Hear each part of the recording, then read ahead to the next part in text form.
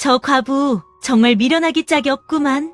장터에서 구경하던 사람들이 저마다 수군거리기 시작했습니다. 하지만 과부는 그런 말에는 아랑곳하지 않고 쓰러져 있는 노파에게 곧장 달려갔습니다. 할머니, 괜찮으세요? 제가 부축해드릴게요. 그러고는 10년 동안 모은 전 재산으로 노파의 빚까지 대신 갚아 주었습니다. 그런데 사람들에게 미련하다고 손가락질 받던 그 과부의 선택이 끝내 세상에 없던 기적을 불러오고 말았습니다. 과연 산골 과부에게는 무슨 일이 벌어진 것일까요? 밤마실 야담일 찾아주셔서 감사합니다. 구독과 좋아요는 큰 힘이 됩니다. 오늘 이야기 시작하겠습니다. 옛날 옛적 강원도 깊은 산자락 아래 작은 오막살이 하나가 있었습니다. 짚으로 엮은 지붕은 비만 오면 여기저기서 물이 샜고 흙벽에는 겨울바람이 드나드는 구멍이 숭숭 뚫려 있었지요. 그 오막살이에는 복순이라는 과부가 홀로 살고 있었습니다. 복순이 과부가 된 것은 22살 되던 해 겨울이었습니다. 남편은 지독한 폐병을 앓다가 끝내 눈을 감았고 복순은 봄도 오기 전에 혼자가 되고 말았습니다. 남편을 잃은 충격이 얼마나 컸던지 뱃속에 품고 있던 아이마저 끝내 함께 떠나보내고 말았습니다. 복순은 그 일을 떠올릴 때마다 가슴이 찢어질 듯 아팠습니다. 숨을 쉬는 것조차 괴로울 만큼 억장이 무너졌지요. 하지만 복순은 그렇게 주저앉아 있을 수만은 없었습니다. 먼저 떠나보낸 남편과 아이를 생각하면 오히려 더 이를 악물고 살아야 한다는 마음이 들었기 때문입니다. 제가 무너지면 그들이 이 세상에 남긴 흔적마저 모두 사라져 버릴 것만 같았지요. 그래서 복순은 속으로 수없이 다짐했습니다. 내가 두 사람 목까지 더 악착같이 살아내야 한다고 말입니다. 밤이면 소리 죽여 울었고 눈물이 마를 때까지 이불깃을 움켜쥐었습니다. 그러고도 날이 밝으면 아무 일 없었던 사람처럼 몸을 일으켜 일을 하러 나갔지요. 마을 사람들은 그런 복순을 보며 수군거렸습니다. 저 과부는 참 바보같이 착하기만 하다니까. 저렇게 착해서 이 험한 세상을 어떻게 살아가려고. 그 말은 맞는 듯 하면서도 또 틀린 말이었습니다. 복순은 누가 봐도 어수룩하고 순한 여인이었습니다. 남의 집 가을거지를 도와주고도 품삯을 절반밖에 받지 못하면 그저 괜찮다며 웃어 넘겼고 굶주린 개가 밥상 가까이 얼씬거리면 제 밥그릇의 절반을 덜어주곤 했지요. 행색도 늘 남루했습니다. 무명 치마는 해진 자리를 여러 번 덧대어 입었고 버선 코는 달아 발가락이 삐죽 드러나 있었습니다. 하지만 복순의 눈빛만은 달랐습니다. 산속 옹달샘처럼 맑고 고요했지요. 깊은 슬픔을 겪고도 흐려지지 않은 눈이었습니다. 모진 세월을 견디고도 탁해지지 않은 눈이었지요. 복순에게는 오래도록 가슴에 품고 살아온 소원이 하나 있었습니다. 그것은 남편과 함께 늘 바라던 일이었습니다. 언젠가는 남의 땅에서 품팔이하며 고개 숙이지 않고 제 이름으로 된 논 한 마직이라도 장만해 보자는 소박한 꿈이었지요. 부부는 가난했지만 그 꿈 하나만은 놓지 않았습니다. 남편은 몸이 성할 때마다 남의 지품을 팔았고 복순도 쉴 틈 없이 함께 일했습니다. 봄에는 모내기를 거들고 여름에는 김을 메고 가을에는 낫지를 했지요. 겨울이면 손이 얼어붙도록 새끼를 꼬며 엽전 한 입, 두 입 모았습니다. 힘겨운 날이 많았지만 두 사람은 언젠가 작은 논 한 마지기를 장만할 날을 함께 그리며 버텼습니다. 하지만 그 소망은 끝내 남편과 함께 이루지 못했습니다. 남편이 지독한 병을 이기지 못하고 먼저 세상을 떠나고 만 것이었습니다. 복순은 하늘이 무너지는 듯한 슬픔 속에서도 생전에 남편과 함께 품었던 그 꿈만은 놓지 않았습니다. 두 사람이 함께 바라던 논 한 마지기, 그것이 이제는 복순 혼자서라도 끝내 이루어야 할 약속이 되었기 때문입니다. 그날부터 복순은 엽전 한 입도 허투루 쓰지 않았습니다. 돈을 쓸 일이 생길 때마다 남편의 얼굴이 먼저 떠올랐지요. 이 돈을 쓰면 논이 그만큼 멀어진다고 여겨지면 배가 고파도 이를 악물고 참았습니다. 새벽이면 산에 올라 마른 나뭇가지를 주워다 팔았고, 날이 저물면 등잔불 아래서 남의 집 바느질감을 맡아 한 땀 한 땀 꿰매었습니다. 장이 서는 날에는 캐 온 나물이며 말린 버섯을 광주리에 담아 내다 팔았고, 겨울밤에는 삭슬 받고 남의 집 솜을 틀어주기도 했지요. 그렇게 몸을 아끼지 않고 벌어들인 돈을 조금씩 모으고 또 모았습니다. 한 해가 지나고 또 한 해가 지나 어느새 10년이라는 세월이 흘렀습니다. 어느 해 가을 저녁 복수는 집더미 깊숙이 숨겨두었던 주머니를 꺼냈습니다. 주머니를 열어 무릎 위에 엽전을 쏟아놓고 하나씩 세어보니 드디어 논 한 마지기를 살 수 있는 돈이 다 모여 있었습니다. 그 순간 복수는 엽전들을 두 손으로 끌어안고 끝내 참았던 울음을 터뜨렸습니다. 서럽게 울었습니다. 그동안 너무 고되고 외로웠던 마음이 한꺼번에 무너져 내렸지요. 죽은 남편 생각에 가슴이 미어졌고 10년 세월을 견딘 자신이 안쓰럽고도 대견해서 눈물이 멈추지 않았습니다. 어느 장날이었습니다. 복수는 새벽부터 일어나 찬물로 세수를 하고 그나마 덜 해진 치마 저고리로 갈아입었습니다. 엽전 주머니는 품 안 깊숙이 넣었지요. 새벽 공기는 살을 애듯 차가웠지만 산비탈을 내려가는 복순의 발걸음은 10년 만에 처음으로 가볍고 빨랐습니다.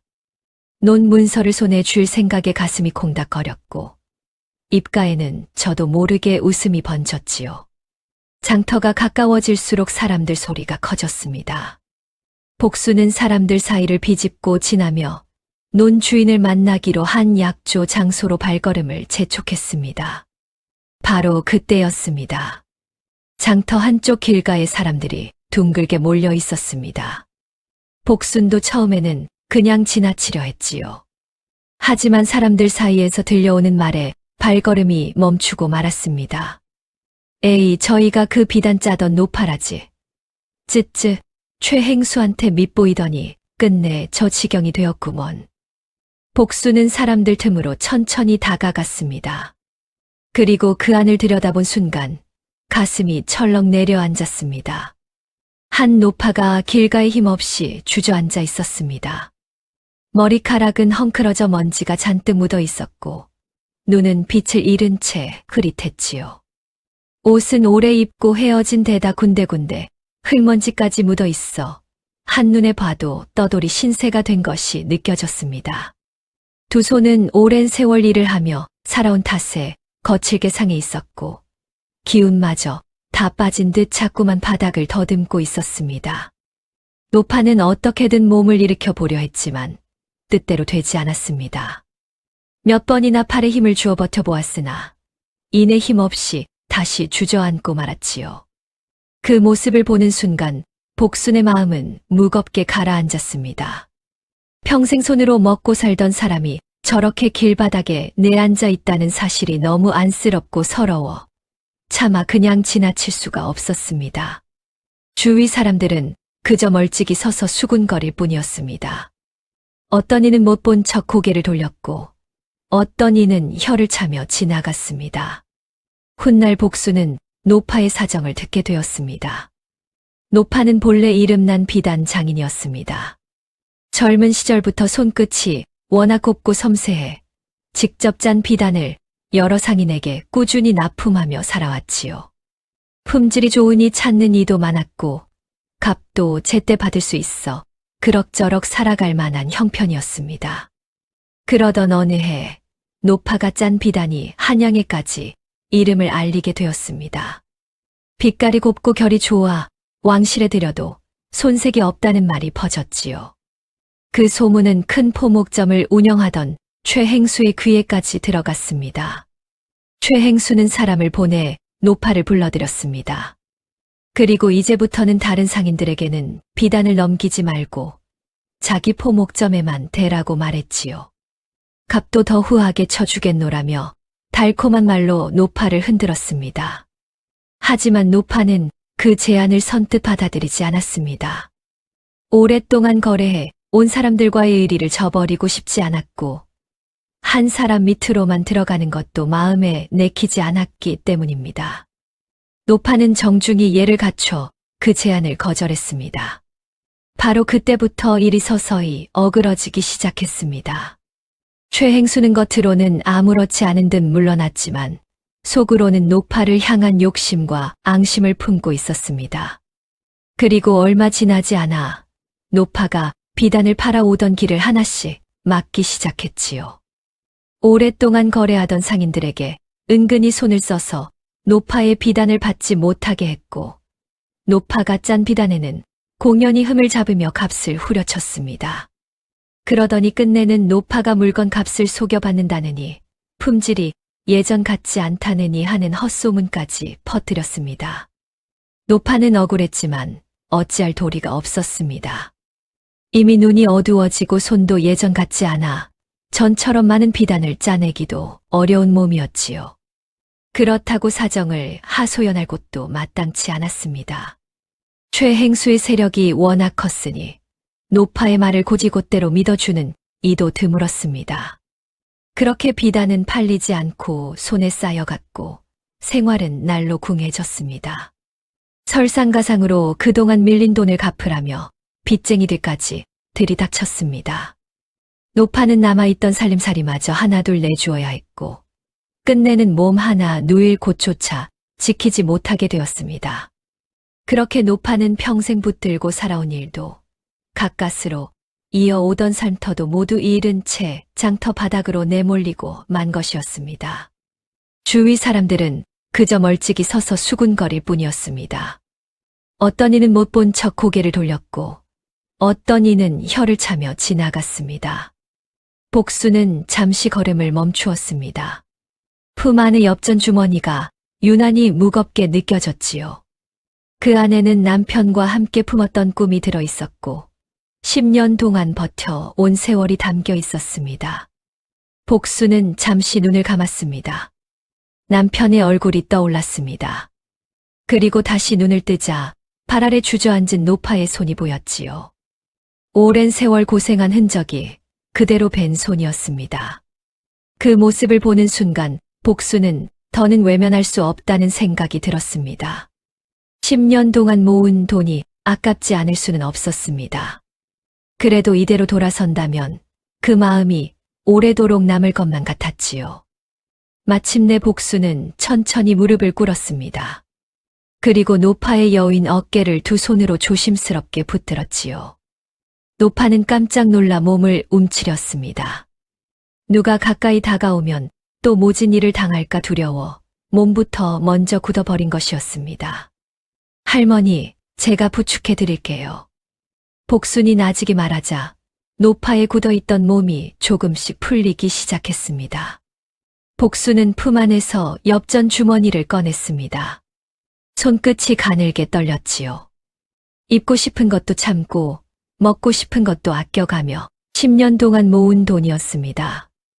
남편과 함께 바라던 논한 나직이 그 소망이 바로 그 안에 들어 있었습니다.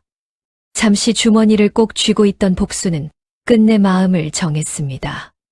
그리고 노파를 몰아세우던 빚쟁이들에게 가지고 있던 전 재산을 모두 내어주었습니다.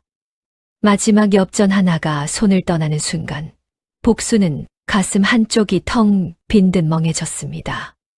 10년 동안 붙들고 살아온 소망은 멀어졌지만 눈앞에 사람을 외면하지 않았다는 생각에 작은 위안도 함께 밀려왔지요. 주위를 구경하던 몇몇은 혀를 차며 말했습니다. 저 과부 정말 미련하기 짝이 없구만. 복수는 그 말을 분명히 들었습니다. 그러나 고개를 들지 않았습니다. 지금은 변명하는 일보다 노파를 살리는 일이 더 중요했으니까요. 복수는 노파를 조심스럽게 등에 업고 천천히 몸을 일으켰습니다. 금방이라도 다시 쓰러질 듯한 노파를 떨어뜨리지 않으려 두 팔에 힘을 주었지요. 정신을 놓지 않게 하려고 가만가만 말을 걸며 몇 번이고 노파의 기척을 살폈습니다. 남들이 외면하고 지나간 이를 제 손으로 살려야 한다는 마음뿐이었습니다. 노파는 그 등 위에서 끝내 눈물을 흘렸습니다. 자신을 살리려 애쓰는 따뜻한 마음이 그대로 전해졌기 때문입니다. 서럽고도 고마워 가슴이 먹먹해졌지요. 복순도 눈시울이 자꾸 뜨거워졌습니다. 10년 동안 품어온 꿈이 멀어졌다는 생각에 가슴 한쪽이 저릿했지만 지금은 그보다 사람을 살리는 일이 먼저였습니다. 이대로 두고 갔다면 평생 마음 편할 날이 없을 것만 같았지요. 복수는 노파를 업은 채 서둘러 산비탈 길을 올랐습니다. 몇 걸음마다 노파의 기척을 살피고 어깨를 고쳐 받치며 조심조심 발을 옮겼지요. 저녁 해는 어느새 산 너머로 기울고 있었고 붉은 노을빛이 두 사람의 등을 조용히 감싸고 있었습니다. 그날 밤 복수는 노파를 허름한 초가집 아랫목에 눕혔습니다. 밖에서 주워온 솔가지에 불을 지펴 방을 덮이고 묵은 쌀로 죽을 쏘어 노파의 입가에 조심스럽게 갖다 댔지요. 노파는 처음에는 고개를 저었지만 복순이 가만히 손을 잡아주자 겨우 입을 열었습니다. 한 숟가락, 두 숟가락 죽이 넘어가자 거칠던 숨도 조금씩 잦아들었습니다. 복수는 그날 밤 한숨도 이루지 못했습니다. 노파 곁을 지키며 이마에 물수건을 올리고 거칠어진 손에 기름을 발라주었지요. 그러면서도 문득문득 가슴 한쪽이 내려앉았습니다. 손에서 사라진 엽전 주머니의 자리가 자꾸만 떠올랐기 때문입니다. 10년 동안 하루도 잊지 않고 붙들어 온 꿈이었으니 마음이 쓰리지 않을 수 없었지요. 그래도 복수는 애써 마음을 다잡았습니다. 자신이 아니었으면 노파는 그 차가운 길바닥에서 끝내 목숨을 잃었을지도 모른다는 생각이 들었기 때문입니다. 그렇게 스스로를 다독이며 복수는 꺼져가는 불씨를 살피고 또 살폈습니다.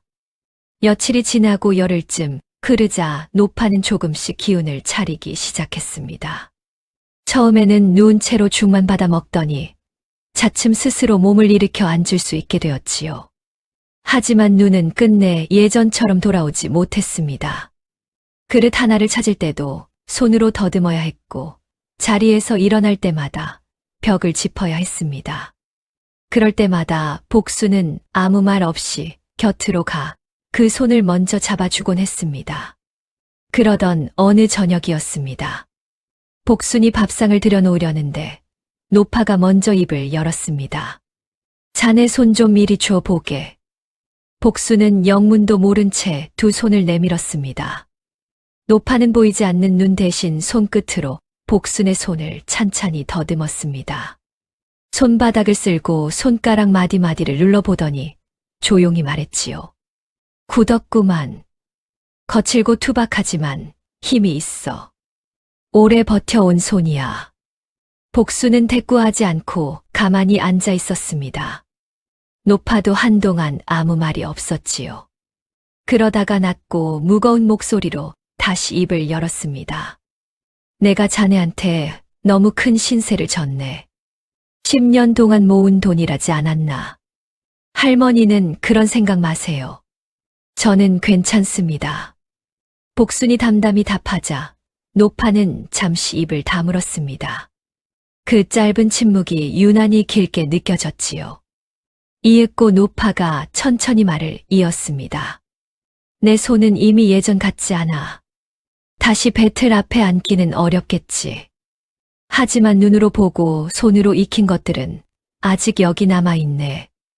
노파는 가슴 한가운데를 손으로 짚었습니다. 평생 비단을 짜며 내 안에 새겨 넣은 것들이 있어. 실 고르는 법, 날실과 시실을 맞추는 법, 빛깔을 다루는 법 말일세. 자네 손이 내 눈이 되어준다면 내가 아는 것을 모두 자네한테 전해줄 수 있어. 복수는 선뜻 대답하지 못했습니다. 평생 부지런히 살아오기는 했지만 비단을 짜 본 적은 한 번도 없었습니다. 제 손이 거칠고 투박하다는 것도 잘 알고 있었지요. 비단이란 얼마나 고운 물건입니까? 그 결을 상하지 않게 다루는 일이 얼마나 어려운지 짐작조차 되지 않았습니다. 하지만 복수는 노파의 손을 바라보았습니다. 평생 비단을 짜며 살아온 손. 이제는 뒤틀리고 굳어버렸지만 그 안에는 한 사람의 긴 세월이 고스란히 남아 있었습니다. 그 손으로 쌓은 모든 것을 자신에게 물려주겠다고 하니 복순의 마음도 천천히 움직이기 시작했습니다. 복순은 고개를 들어 노파를 바라보았습니다. 눈이 보이지 않아도 노파는 정면을 향한 채 조용히 앉아 있었지요.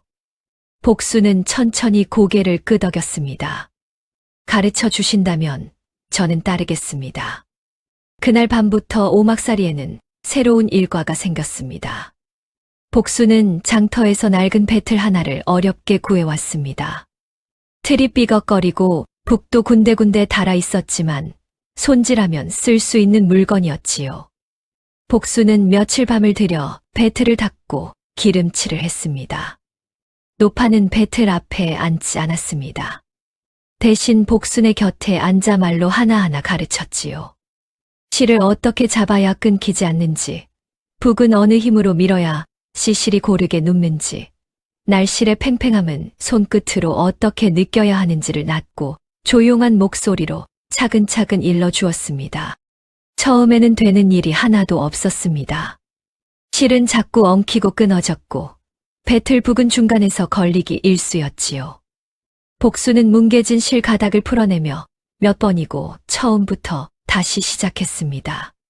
손가락 끝이 실에 베어 피가 배어나와도 헝겊으로 감고 다시 북을 쥐었지요. 노파는 그 모든 소리를 듣고 있었습니다. 눈으로 볼 수는 없었지만 배틀 소리와 실 끊어지는 소리만으로도 복순이 어디서 잘못하고 있는지 바로 알아차렸습니다. 지금 왼손의 힘을 너무 주고 있어. 실은 잡는 게 아니라 살며시 얻는 거야. 북을 밀 때 어깨를 쓰지 말고 손목으로 보내야 해. 복순은 그 말을 한마디도 놓치지 않으려 했습니다. 들은 대로 손을 바꾸고 힘을 덜고 자세를 고쳤지요.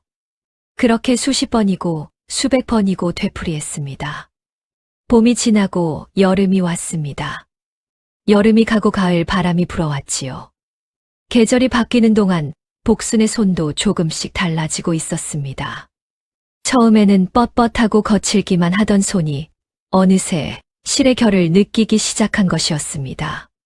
시실이 날실 사이로 고르게 드나들 때의 미세한 떨림이 손끝에 전해졌고 천의 밀도가 어긋나는 자리에서는 북을 밀기 전에 먼저 손이 멈추게 되었지요. 노파는 그런 변화를 귀로 듣고 있었습니다. 어느 저녁 한참 동안 배틀 소리를 듣고 있던 노파의 입가에 가느다란 미소가 번졌습니다. 이제 소리가 달라졌어. 자네, 이제 실을 느끼고 있구먼. 복순은 배틀 앞에서 아무 말도 하지 않았습니다. 하지만 눈시울이 뜨거워졌지요. 그 짧은 한마디가 지나온 긴 시간보다 더 크게 가슴을 울렸습니다. 그리고 그 무렵 어느 날이었습니다. 복순이 천을 삶을 물을 끓이러 산기슭 숲길을 오르다가 그만 길을 잃고 말았습니다. 산에는 짙은 안개가 끼어 있었고 나뭇가지 사이로 스미는 빛도 희미했지요. 한참을 헤매다 보니 어느새 처음 보는 골짜기까지 들어와 있었습니다. 그리고 그곳에서 복순은 낯선 열매 더미를 발견했습니다. 작은 가시덤불 아래 반쯤 짓이겨진 열매들이 흩어져 있었습니다. 빛깔이 어찌나 선명하던지 절로 눈길이 갔지요. 피처럼 붉고도 맑은 빛이었습니다. 한쪽이 눌려즙이 밴 곳은 더욱 짙고 깊은 빛을 띠고 있었지요. 복순은 열매 하나를 집어들었습니다. 손가락 끝이 금세 붉게 물들었습니다. 쓸 대가 있을지도 모른다는 생각에 복순은 그 열매들을 바구니에 담아 집으로 돌아왔습니다. 그리고 아궁이 옆 선반 위에 올려두었지요. 그날 오후 복순은 명주실 한 타래를 삶으려고 가마솥에 물을 올렸습니다. 한창 불을 떼고 있는데 선반 위에 올려두었던 열매 바구니가 기울며 그만 솥 안으로 와르르 쏟아지고 말았습니다. 복순은 놀라서 급히 솥 앞으로 달려갔지요. 그런데 솥 안을 들여다본 순간 복순은 그 자리에 굳어버렸습니다. 펄펄 끓는 물 속에서 열매가 서서히 부어지고 있었고 그 안에 담겨 있던 명주실이 지금껏 본 적 없는 빛깔로 물들어가고 있었습니다. 붉었습니다.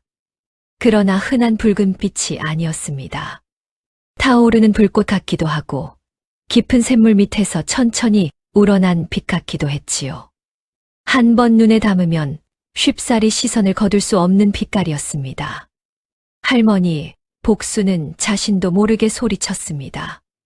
노파가 지팡이를 짚고 방문 안에서 고개를 내밀었습니다. 무슨 일이야? 솥 안에 열매가 들어갔는데 명주가 물들고 있어요. 빛이 어찌나 고운지 제가 뭐라 말씀드려야 할지 모르겠어요. 복순이 더듬거리며 말하자 노파는 잠시 아무 말이 없었습니다. 그러다가 천천히 아궁이 쪽으로 다가왔지요. 솥 가까이에 선 노파는 눈 대신 코를 세워 뜨거운 열매 향과 명주 냄새가 섞인 기운을 천천히 맡았습니다. 그리고 복순의 팔목을 가볍게 쥐며 말했습니다. 건져 내보게. 식기 전에 복순은 조심스럽게 명주실을 꺼냈습니다. 물기가 흐르는 실을 두 손 위에 펼쳐들자 붉은 빛이 은은하게 번졌지요. 노파는 그 실을 손끝으로 찬찬히 더듬어 보았습니다.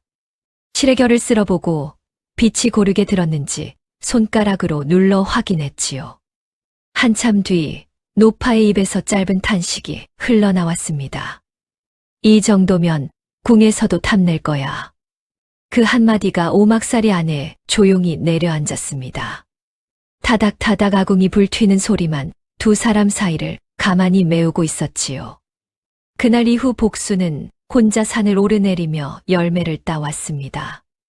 노파는 오막살이에 남아 복순이 가져온 열매의 향을 맡고 손으로 만져보며 쓸 만한 것을 골라냈지요. 평생 비단을 다뤄온 손끝의 감각은 눈이 멀고 나서도 사라지지 않았습니다. 노파의 일러줌에 따라 복수는 열매를 다루는 법과 물의 온도를 맞추는 법, 명주를 알맞게 담가 두는 법을 하나씩 익혀갔습니다. 그렇게 두 사람은 정성을 다해 천을 물들였습니다. 처음에는 빛깔이 고르지 않거나 색이 탁하게 나오는 날도 있었습니다. 하지만 몇 번이고 다시 해보고 잘못된 것을 고쳐가는 사이 차츰 빛이 자리를 잡기 시작했지요. 그렇게 완성된 명주는 날이 갈수록 더욱 깊고 고운 빛을 띠었습니다. 복수는 처음에는 그 명주를 장에 내다 팔 생각조차 하지 못했습니다. 그저 노파가 가르쳐준 대로 열심히 짜고 물들인 천을 차곡차곡 쌓아둘 뿐이었지요. 그러던 어느 장날 복수는 나무를 팔러 마을 장터에 나가면서 천 보따리 하나를 함께 둘러매고 갔습니다. 남는 천이 있으면 팔아볼 수도 있겠다 싶어 별다른 생각 없이 펼쳐놓은 것이었지요. 그런데 명주를 펼쳐놓자마자 지나가던 사람들의 발걸음이 하나둘 멈추었습니다. 처음에는 그저 신기해서 가까이 다가온 사람들이었습니다. 하지만 그 빛깔을 눈앞에서 본 순간 모두 놀란 기색을 감추지 못했지요. 이게 무슨 천이요? 이런 빛깔은 난생 처음 보겠구먼. 한번 만져봐도 되겠소. 어쩌면 이리 곱소. 장터에 나온 안악들이 삼삼오 몰려들었고 지나가던 보부상 하나가 한참을 들여다보더니 자기가 낼 수 있는 가장 좋은 값을 불렀습니다. 복순이 가져간 천은 해가 중천에 오르기도 전에 모두 팔려나갔지요. 그날 저녁 장터에서 돌아온 복순은 문을 열자마자 들뜬 목소리로 말했습니다. 할머니, 다 팔렸어요. 제가 가져간 천이 하나도 남김없이 다 팔렸어요. 노파는 가만히 앉아 있다가 옅게 웃었습니다. 그리고 천천히 고개를 끄덕였지요. 내 그럴 줄 알았네. 그 뒤로 복순의 명주는 장터 사람들 입에 오르내리기 시작했습니다. 처음에는 신기한 천이 나왔다고 수군거리던 이들이 나중에는 일부러 그 명주를 보러 찾아올 만큼 소문이 퍼졌지요. 한 번 본 사람은 그 빛깔을 잊지 못했고 손에 넣은 사람은 저마다 남에게 자랑했습니다. 그러자 복순을 찾는 이도 하나둘 늘어나기 시작했습니다. 혼수감으로 쓰고 싶다는 안악내도 있었고 귀한 손님 옷감으로 쓰겠다며 천을 구하러 오는 이도 있었지요. 그렇게 입소문은 날이 갈수록 점점 더 멀리 퍼져나갔습니다. 그러던 어느 날에는 장사 수완이 좋기로 이름난 포목점 주인까지 복순의 오막살이를 찾아왔습니다. 고을 일대를 오가며 장사하는 사람이었는데 눈 밟기로 소문난 그조차 복순의 명주를 보자마자 욕심을 내었지요.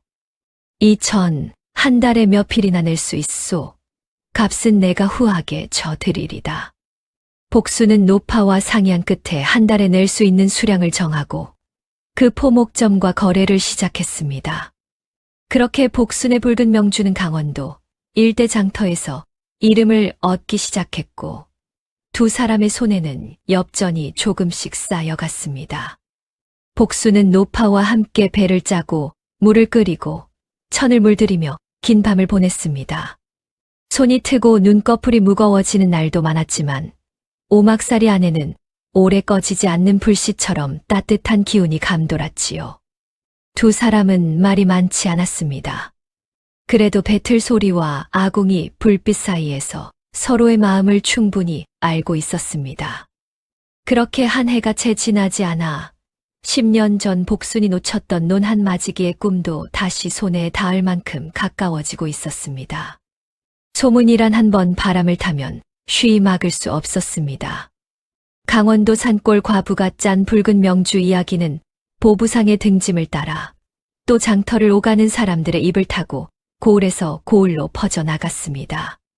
그리고 마침내 그 소문은 한양장 안에서 가장 크다는 포목점을 운영하는 최행수의 귀에까지 들어가고 말았지요. 처음에 최행수는 그 말을 대수롭지 않게 여겼습니다. 산골 과부가 짠 천이 대단하면 얼마나 대단하겠느냐며 코웃음을 쳤지요. 하지만 며칠이 지나도 그 이야기는 사그라들지 않았습니다. 오히려 강원도에서 올라온 보부상마다 하나같이 그 명주 이야기를 꺼냈고 직접 구해온 천을 내보이는 이들까지 생겨났습니다. 결국 최행수도 그 천을 제 눈으로 보게 되었습니다.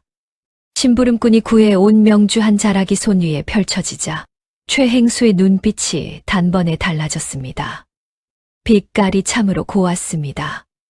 그저 곱기만 한 빛이 아니었지요.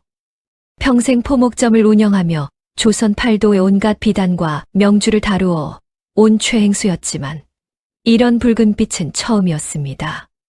불꽃처럼 선명하면서도 어딘가 깊고 은은하여 한 번 보면 쉽게 눈을 뗄 수 없는 빛깔이었지요. 최행수는 천을 이리저리 뒤집어 보며 한참을 들여다보다가 마침내 입가에 느릿한 웃음을 띄었습니다. 탐욕은 한 번 마음에 불붙으면 좀처럼 사그라들지 않는 법이었지요. 최행수의 속에서도 그 욕심이 순식간에 커져갔습니다. 이 비법만 손에 넣으면 왕실에까지 비단을 댈 수 있을 것이고 더 나아가 조선 팔도의 포목 장사까지 제 손아귀에 넣을 수 있으리라 여겼지요.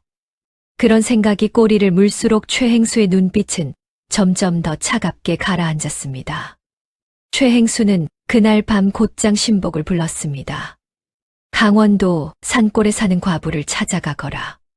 붉은 명주를 짜는 여인이다. 염색 비법을 알아오면 후하게 상을 내리겠다. 신복은 이튿날 새벽 일찍 길을 떠났습니다. 며칠 뒤 돌아온 신복의 보고를 들은 최행수는 눈살을 찌푸렸지요. 과부 혼자가 아니옵니다. 노파 하나가 함께 사는데 그 노파가 비법을 준 듯하옵니다. 과부는 말이 없고 노파는 앞을 보지 못하는 늙은이옵니다. 최행수는 잠시 눈을 가늘게 떴습니다. 그러다가 곧 싸늘하게 웃었지요. 눈먼 노파와 산골 과부가 무슨 수로 버티겠느냐. 내가 직접 가보마. 그로부터 며칠 뒤 가을 하늘이 유난히 높고 맑던 어느 날 아침이었습니다. 복수는 아궁이에 불을 지피고 명주를 삶을 물을 올리고 있었습니다. 노파는 아랫목에 앉아 실을 손으로 더듬으며 고르고 있었지요. 오막살이 안은 늘 그렇듯 배틀 소리와 불 냄새로 가득한 고요하고도 익숙한 아침이었습니다. 그때 밖에서 말발굽 소리가 들려왔습니다. 하나가 아니었습니다. 여러 마리 한꺼번에 달려오는 소리였지요. 복수는 하던 일을 멈추고 귀를 기울였습니다. 말발굽 소리는 점점 가까워지더니 이내 오막살이 바로 앞에서 멈춰 섰습니다. 이 안에 복순이라는 과부가 사느냐? 굵고 서슬퍼런 목소리였습니다. 복수는 가슴이 철렁 내려앉는 것을 느끼며 천천히 문을 열고 밖으로 나갔습니다. 마당 앞에는 말을 탄 사내들이 줄지어 서 있었습니다. 하나같이 허리에 칼을 찬 장정들이었지요. 그 가운데 가장 앞에 선 사내가 복순을 내려다보았습니다. 비단 도포를 걸친 몸집 큰 사내였는데 눈빛이 어찌나 날카로운지 마주보는 것만으로도 숨이 막힐 것 같았습니다. 그가 바로 최행수였습니다. 내가 복순이냐? 그러하옵니다.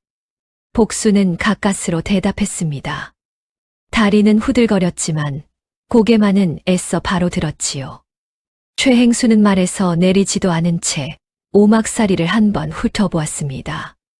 그러고는 천천히 입을 열었습니다. 내가 짠다는 붉은 명주, 그 비법을 내놓거라. 값은 넉넉히 쳐주겠다. 복수는 아무 말도 하지 못했습니다. 값은 후하게 주겠다 하였으나 거절하면 어떻게 되겠느냐는 말은 굳이 하지 않아도 알 수 있었습니다. 허리에 찬 칼과 마당을 둘러싼 장정들, 그리고 최행수의 싸늘한 눈빛이 그 뜻을 다 말해주고 있었지요. 복순의 얼굴은 순식간에 하얗게 질렸습니다. 두 손은 떨렸고 무릎에는 힘이 풀렸습니다. 입술을 깨물어 보았지만 두려움은 좀처럼 가라앉지 않았지요. 바로 그때였습니다. 등 뒤에서 문이 열리는 소리가 났습니다. 지팡이가 마루를 짚는 소리가 천천히 가까워졌지요. 복순이 뒤를 돌아보니 노파가 문 앞에 서 있었습니다. 앞은 보지 못했지만 몸은 조금도 흔들리지 않았습니다. 허리를 곧게 세운 채 마치 눈앞의 모든 것을 다 보고 있는 사람처럼 정면을 향하고 있었지요. 마당에 가득하던 소란도 잠시 잦아들었습니다.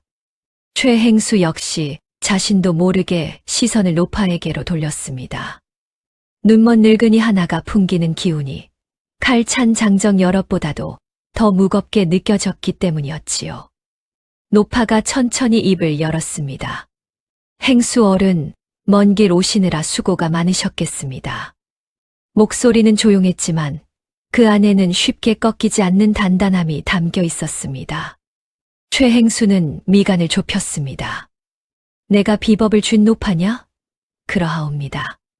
이 아이는 제가 가르친 대로 손으로 옮겼을 뿐이고 비법은 제 머릿속에 있습니다. 노파가 담담히 대답하자 최행수의 눈빛이 잠시 흔들렸습니다. 생각했던 것보다 만만한 상대가 아니라는 것을 알아차린 것이었지요. 그러나 그는 이내 얼굴을 굳히고 다시 차갑게 말했습니다. 그렇다면 더 간단하구나. 비법을 내놓으면 후한 값을 치르겠다. 내놓지 않으면 어찌 되는지는 너도 알겠지. 최행수의 신복들이 슬금슬금 앞으로 나섰습니다. 복수는 입술을 꽉 깨물었습니다. 눈물이 차오르는 것을 막으려 했지만 시야가 흐려졌지요. 그러나 노파는 조금도 물러서지 않았습니다. 잠시 무거운 침묵이 흘렀습니다. 그 침묵이 어찌나 길게 느껴지던지 복수는 마당 가장자리 풀벌레 소리마저 크게 들리는 듯 했습니다. 마침내 노파가 천천히 고개를 끄덕였습니다. 알겠습니다. 들이지요. 복수는 그 말에 흠칫 놀랐습니다. 노파를 바라보았지만 노파는 복순 쪽으로 고개조차 돌리지 않았습니다. 그저 앞을 향한 채 차분히 서 있었지요. 노파는 최행수를 향해 다시 말했습니다. 다만 이 비법은 입으로 전하는 것이 아닙니다. 직접 적어드릴 테니 잠시만 기다려 주십시오. 최행수는 눈썹을 치켜 올렸지만 이내 고개를 까딱여 허락했습니다. 노파는 복순의 팔을 가볍게 짚었습니다. 복순이 얼떨결에 노파를 부축해 방 안으로 들어서자 노파는 복순의 귀에 바짝 입을 대고 나직이 속삭였습니다. 붓과 종이를 꺼내거라. 내가 불러주는 대로 받아 적어라. 복순의 손은 떨리고 있었습니다. 하지만 노파의 목소리에는 조금의 흔들림도 없었습니다. 복순은 그 목소리를 따라 조용히 붓을 들었지요. 노파가 천천히 말을 잇기 시작했습니다. 어느 산에서 나는 열매와 풀잎을 섞는 법, 그것을 다리는 온도와 시간, 명주를 담그는 방식까지 하나하나 짚어 주었습니다. 복순은 받아 적으면서도 속으로 이상한 생각이 들었습니다. 노파가 평소 자신에게 가르쳐 준 방법과는 전혀 달랐기 때문입니다. 하지만 노파의 얼굴에는 망설임이 없었습니다. 복순은 더 묻지 않고 그 말대로 적어 내려갔습니다. 종이에 먹이 마르자 노파는 그것을 반듯하게 접었습니다. 그리고 다시 마당으로 나가 최행수를 향해 두 손으로 공손히 내밀었지요. 여기 있습니다. 이 비방대로 하시면 같은 빛깔을 얻으실 수 있을 것입니다. 최행수는 종이를 거의 낚아채듯 받아들고 펼쳐보았습니다. 빼곡히 적힌 글씨를 훑어보더니 입가에 만족스러운 웃음이 번졌지요. 잘 결정했다. 그 한마디를 남기고 최행수는 곧장 말머리를 돌렸습니다. 장정들도 우르르 뒤를 따랐지요. 요란하던 말발굽 소리는 점점 멀어졌고 잠시 뒤 마당에는 다시 정막이 내려앉았습니다. 그제야 복수는 온몸에 힘이 풀려 그 자리에 주저앉고 말았습니다. 가슴은 아직도 세차게 뛰고 있었지요. 노파는 지팡이를 더듬어 짚으며 천천히 복순의 곁으로 다가왔습니다. 할머니, 그 비법은 대체... 복순이 말끝을 흐리자 노파가 낮고 서늘하게 웃었습니다. 평소에 온화한 웃음이 아니었습니다. 오래도록 가슴 깊이 묻어두었던 분노가 그 웃음 속에 묵직하게 배어 있었지요. 그 안에 적힌 대로 천을 물들이면 처음에는 눈부시게 붉은 빛이 날 것이다. 노파가 천천히 말을 이었습니다. 하지만 그 천을 입은 사람에게 땀이 조금만 배어도 햇볕을 조금만 받아도 그 고운 빛은 순식간에 시커멓게 죽어버릴 게다. 거기다 고약한 냄새까지 퍼지며 천은 금세 상하고 말지. 내가 그것을 저주의 비방이라 이름 붙였느니라. 복수는 숨을 삼켰습니다. 그리고 노파의 얼굴을 가만히 바라보았습니다. 그 얼굴 위에는 통쾌함보다는 오래도록 쌓이고 눌려온 깊은 감정이 조용히 드리워져 있었지요. 할머니, 그걸 언제부터 준비하셨어요? 노파는 한참 동안 대답하지 않았습니다. 그러다가 조용히 입을 열었습니다. 저 작자가 언젠가는 찾아올 줄 알았다. 탐욕이 큰 자는 반드시 더 큰 것을 쫓아오게 되어 있으니까. 마당에는 바람이 조용히 불고 있었습니다. 노파가 내쫓긴 날부터 오래도록 쌓여온 분노가 그제야 마침내 제 길을 찾아 나서고 있었습니다. 최행수가 오막살이를 다녀간 뒤로 며칠이 흘렀습니다. 하지만 복순의 마음은 좀처럼 편해지지 않았습니다. 노파가 건네준 비방이 어떤 일을 불러올지는 알고 있었으나 그 일이 실제로 어떻게 닥쳐올지는 짐작할 수 없었기 때문입니다. 밤이면 배틀 앞에 앉아 있다가도 자꾸 손이 멈추었고 낮에는 산에 올라 열매를 따다가도 문득 걸음을 늦추곤 했지요. 그런 복순의 속을 노파가 모를 리 없었습니다. 어느 저녁 복순이 밥상을 들여놓다가 말없이 한숨을 내쉬자 노파가 먼저 입을 열었습니다. 마음이 무거운 괴로구나. 할머니, 혹여 일이 너무 크게 잘못되면 어쩌나 싶어서요. 복순이 조심스레 말하자 노파는 잠시 가만히 있다가 부드럽게 대답했습니다. 너무 겁내지 말아라. 내가 할 수 있는 일은 이미 다 했다. 노파는 천천히 복순의 손을 잡았습니다. 걱정이야 있겠지만 미리부터 겁낼 것까지는 없다. 복순은 그 말을 듣고 조용히 고개를 끄덕였습니다. 한편 최행수는 오막살이에서 돌아온 뒤로 눈코 뜰 새 없이 바빴습니다. 손에 넣은 비방을 밤새 들여다보았고 이튿날부터 곧장 솜씨 좋은 장인들을 불러 모았습니다. 비방에 적힌 대로 특정 산의 열매를 구해 오게 하고 풀잎을 다리게 하고 명주를 물들이는 일도 서둘러 시작했지요. 처음 가마솥에서 건져낸 천의 빛깔을 보았을 때 최행수는 무릎을 탁 쳤습니다. 왜 그 산골 과부의 명주가 그토록 소문이 났는지 알 것도 같았습니다. 눈앞에 펼쳐진 붉은 천은 사람의 눈을 단번에 사로잡을 만큼 아름다웠지요. 최행수는 그 자리에서 껄껄 웃었습니다. 이 비법만 손에 넣으면 왕실의 의복도 모조리 제 손에 쥘 수 있겠다는 생각이 머릿속을 가득 채웠습니다. 최행수는 곧장 움직였습니다.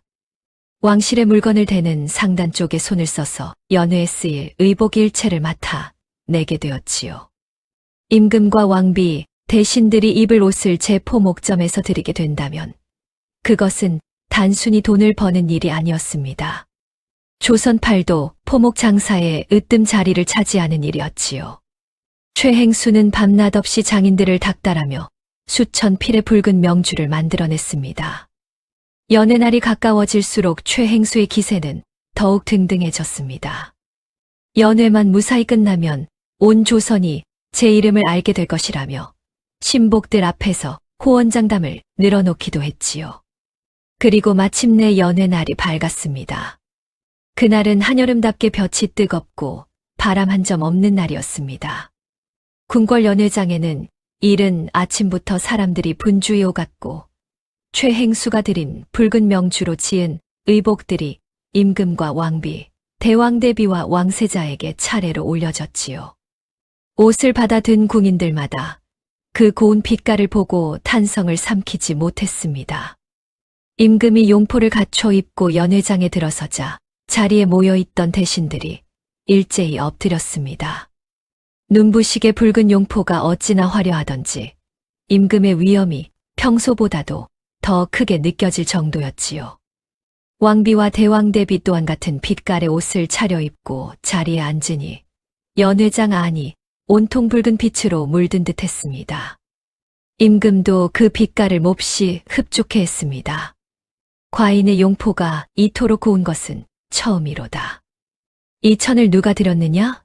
최행수라 하옵니다. 신하의 대답에 임금은 만족스러운 표정으로 고개를 끄덕였습니다. 곧 풍악이 울려 퍼지고 음식이 차례로 들면서 연회가 시작되었지요. 한여름 떼약볕은 연회장 지붕 위로 사정없이 내리쬐었습니다.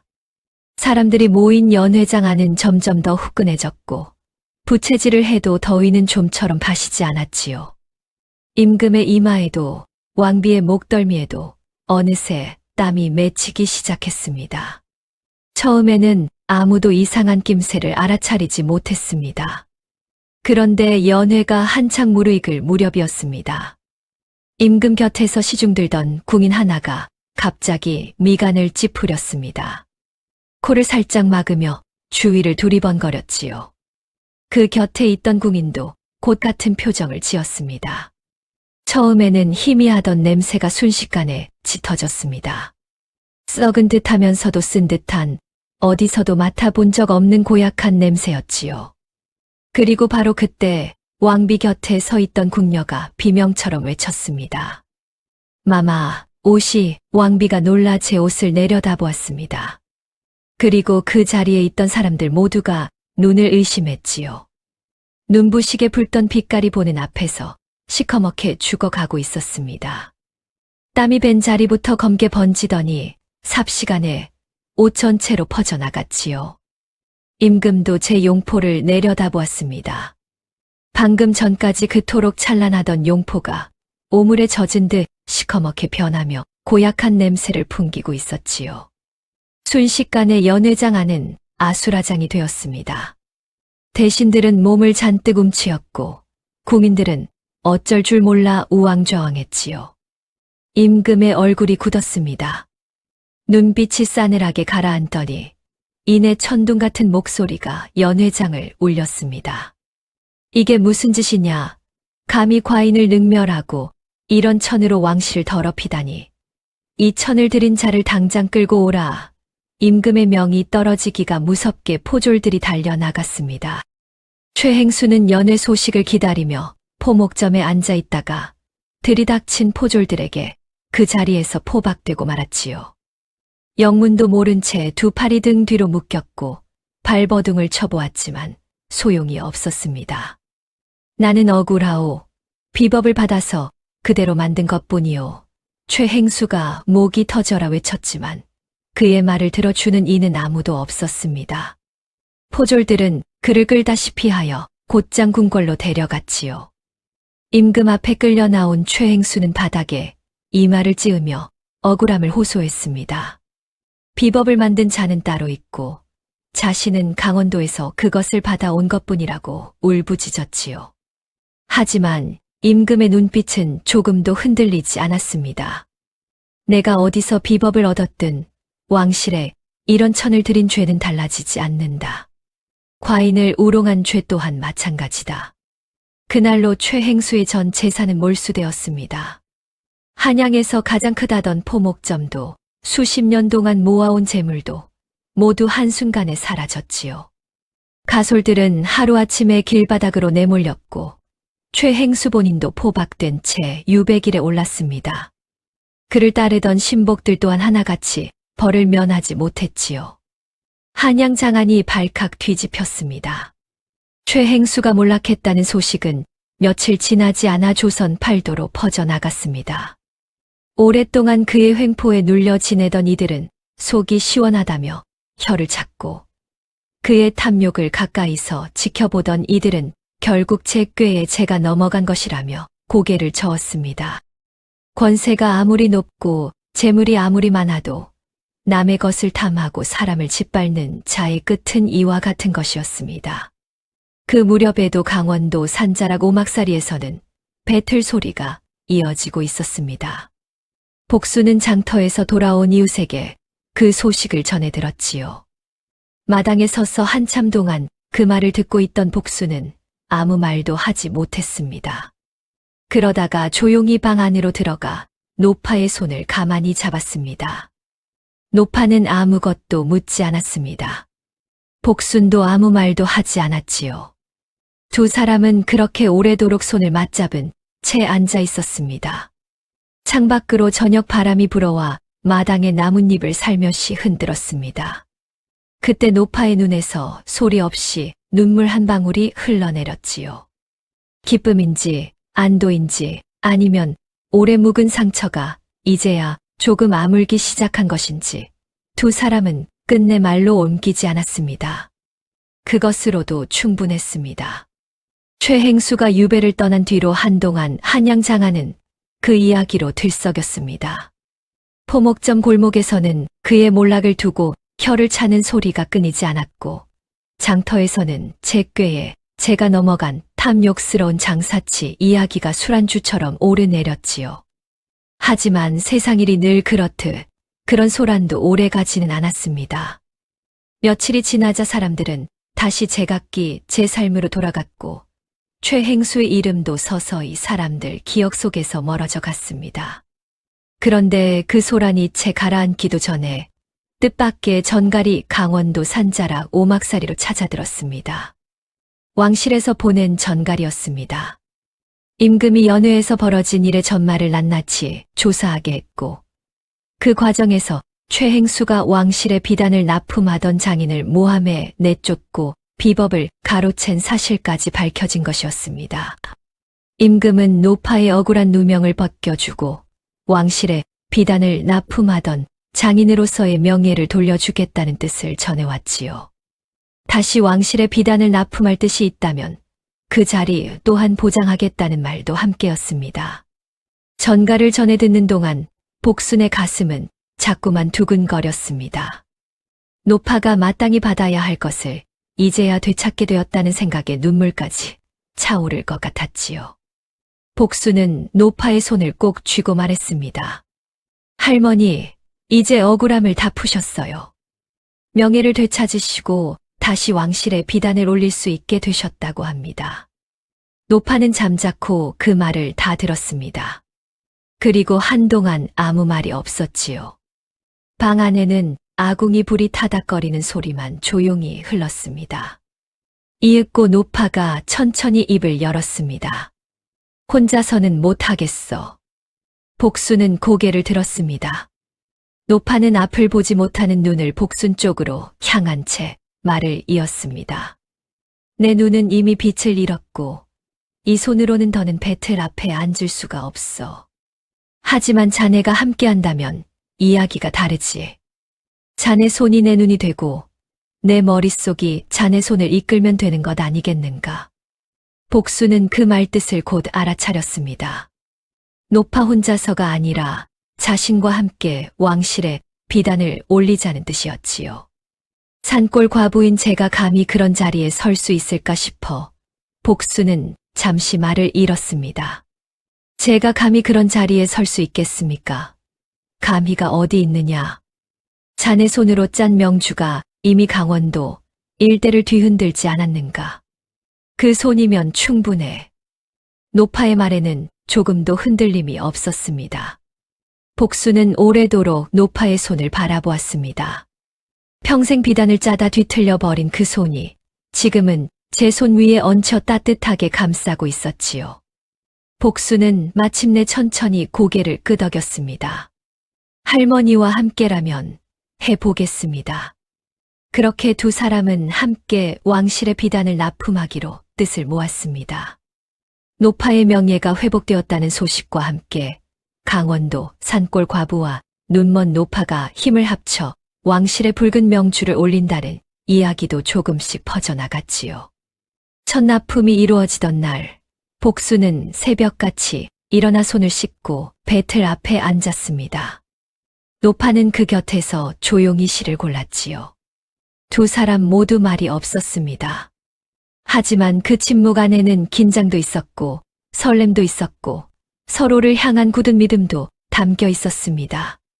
왕실로 올라간 붉은 명주는 보는 이마다 감탄을 자아냈습니다. 빛깔은 곱고 결은 고르며 손에 닿는 감촉 또한 여느 비단과는 달랐지요. 궁 안에서 그 천을 받아든 상궁이 한참을 들여다보다가 가만히 고개를 끄덕였다는 말이 전해졌습니다. 그 뒤로 왕실에서는 한 달에 한 번씩 어김없이 복순의 집으로 전가를 보내왔고 두 사람은 그에 맞추어 정성껏 명주를 짜 올렸습니다. 살림살이는 눈에 띄게 달라졌습니다. 장터 납품에 왕실 납품까지 더해지니 엽전이 쌓이는 속도가 전과는 견줄 수 없을 만큼 빨라졌지요. 복순은 넉넉해진 살림으로 가장 먼저 노파의 약을 제때 지어드리기 시작했고 끼니마다 따뜻하고 든든한 밥상을 올렸습니다. 그리고 얼마의 시간이 더 흐른 뒤 마침내 오막살이를 떠날 수 있게 되었습니다. 집으로 엮은 지붕은 기와지붕으로 바뀌었습니다. 비만 오면 물이 새던 낡은 오막살이 대신 처마 끝에 기와가 단정히 얹힌 집으로 옮겨가던 날, 복순은 새 집 마당에 한참을 서 있었습니다. 흘벽에 뚫린 구멍으로 바람이 드나들던 옛집을 떠올리니 지나온 세월이 한꺼번에 밀려오는 것 같았지요. 노파는 복순의 손을 잡고 함께 새 집 문턱을 넘었습니다. 눈이 보이지 않아도 알고 있었습니다. 이 집이 얼마나 오랜 시간 끝에 얻어진 것인지를 말입니다. 그 무렵 복순은 문득 남편과의 약속이었던 논 한 마지기를 아직 장만하지 못한 일이 마음에 걸렸습니다. 10년 동안 그토록 간절히 바라던 소원이었으니까요. 그런데 기와집 마당에 서서 주위를 둘러보던 복순은 그 생각이 조금씩 달라지는 것을 느꼈습니다. 논 한 마지기를 얻고 싶었던 것은 남의 땅에 기대지 않고 제 힘으로 살아가고 싶어서였습니다. 더는 누구 앞에서도 고개 숙이지 않고 살고 싶어서였지요. 그런데 지금 복순의 손에는 논 한 마지기보다도 더 큰 것이 쥐어져 있었습니다. 아무도 빼앗을 수 없는 기술이 있었고 그 기술을 함께 이어갈 노파가 있었으며 두 사람이 힘을 모아 일궈낸 삶이 있었습니다. 남의 눈치를 보지 않아도 되는 삶, 제 손으로 벌어 제 이름으로 살아가는 삶이 바로 여기에 있었지요. 복순은 그제야 알았습니다. 남편이 바라던 것이 꼭 논 한 마지기 그 자체만은 아니었다는 것을요. 당신 이름으로 고개 숙이지 말고 살라던 그 말의 뜻이 이제야 비로소 온전히 가슴에 들어오는 것 같았습니다. 마을 사람들의 태도도 달라졌습니다. 예전에는 바보같이 착하기만 한 과부라며 비웃던 이들이 이제는 복순을 찾아와 이런저런 어려움을 털어놓기 시작했지요. 하지만 복순은 달라진 것이 없었습니다. 예전과 다름없이 자신이 도울 수 있는 일이면 마다하지 않았습니다. 이웃집 모내기를 거들고 홀로 사는 노인의 땔감을 날라주고 형편이 어려운 집 아이에게는 밥을 나누어 주었지요. 사람들은 그런 복순을 두고 더는 바보 같다는 말을 하지 않았습니다. 기와집 안에서는 날마다 배틀 소리가 끊이지 않았습니다. 복순이 배틀 앞에 앉아 북을 밀면 노파는 그 소리를 들으며 곁에 앉아 실을 골랐습니다. 눈이 보이지 않아도 노파의 손끝은 여전히 누구보다 예민했고 복순의 손은 어느새 노파의 가르침을 고스란히 담은 손이 되어 있었지요. 두 사람의 호흡은 오래 함께한 모녀처럼 자연스럽게 맞아들었습니다. 어느 가을 저녁이었습니다. 복순이 배틀 앞에서 막 한 피를 마무리하고 있는데 노파가 문득 말했습니다. 자네, 요즘 배틀 소리가 참 좋구만. 복순은 손을 멈추고 노파를 바라보았습니다. 처음 배틀 앞에 앉던 날이 생각납니다. 실은 자꾸 끊어지고 북은 자꾸 걸려 할머니께 얼마나 많이 꾸중을 들었는지 모릅니다. 노파가 조용히 웃었습니다. 혼낸 것이 아니라 바로잡아준 것이지. 복순도 따라 웃었지요. 그래도 다 할머니 덕분에 여기까지 온 것입니다. 아니야. 노파는 천천히 고개를 저었습니다. 자네 덕분에 내가 여기 있는 것이다. 그날 장터에서 자네가 그냥 지나쳤다면 나는 벌써 차가운 땅 속에 묻혔겠지. 두 사람은 잠시 아무 말도 하지 않았습니다. 바깥에서는 가을바람이 나뭇잎을 흔들고 방 안에는 아궁이 불빛이 따스하게 일렁였지요. 배틀 위에 펼쳐진 붉은 명주가 그 불빛을 받아 곱게 빛났습니다. 복수는 남편과의 약속을 지켰습니다. 논 한 마지기는 사지 못했지만 남의 눈치 보지 않고 제 이름으로 살아가는 삶을 온전히 손에 쥐었지요. 그리고 그것은 남편이 바라던 것과 조금도 다르지 않았습니다. 복순이 얻은 것은 땅이 아니라 사람이었고 재물이 아니라 마음이었으며 혼자서는 결코 이룰 수 없었던 따뜻한 삶이었습니다. 복순은 아무것도 바라지 않고 제 것을 내어주었습니다. 그리고 그 따뜻한 마음은 돌고 돌아 끝내 더 큰 복이 되어 제게 돌아왔지요. 세상이 아무리 모질고 야박해도 따뜻한 마음 하나는 언젠가 반드시 제 빛을 찾는다는 것을 복수는 제 삶으로 보여주고 있었습니다. 그 뒤로도 두 사람은 그 기와집에서 서로를 의지하며 오래도록 함께 살았습니다. 날마다 배틀 소리가 울려 퍼졌고 붉은 명주가 한 필씩 완성되었지요.